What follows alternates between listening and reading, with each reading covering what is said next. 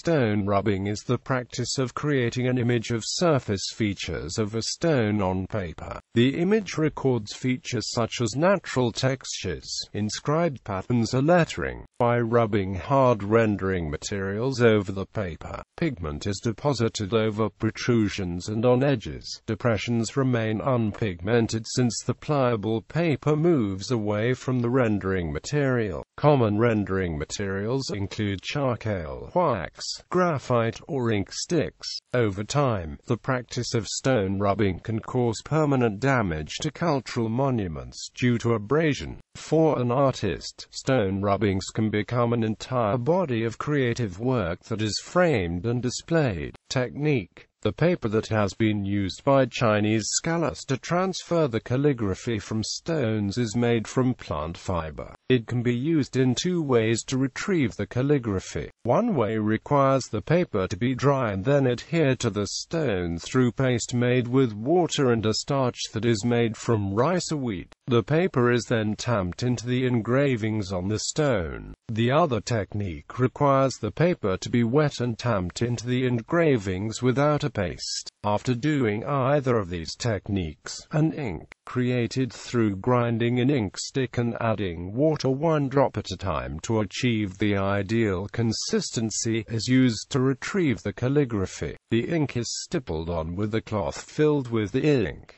The ink covers the paper without sinking into the engravings. When the paper is peeled off, the calligraphy engravings come out white, while everything else is black from the ink. More commonly, people use butcher paper to create stone rubbings. The butcher paper is usually taped onto the stone engrave, which contains the inscription desired, with either masking or paint tape. Then, usually, charcoal or crayon is rubbed over the stone engrave, leaving the engravings untouched by the crayon. When the butcher paper is removed, the inscriptions should be readable because they are not marked with the crayon. It can be helpful to clean the stone beforehand to ensure optimum results.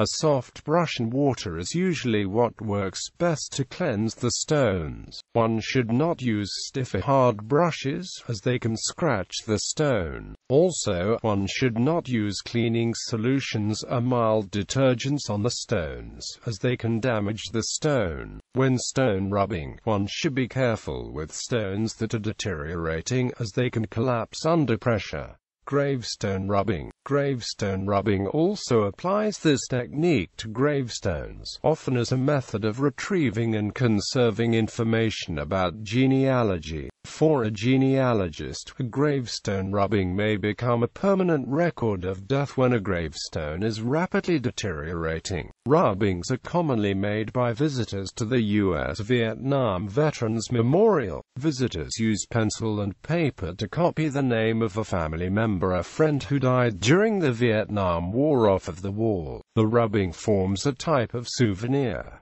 Gravestone rubbing can be used to teach about local history. The stone's condition, art, and inscription can tell what was going on in an area at a specific time. Studying multiple gravestones in one specific area can give even more information about history.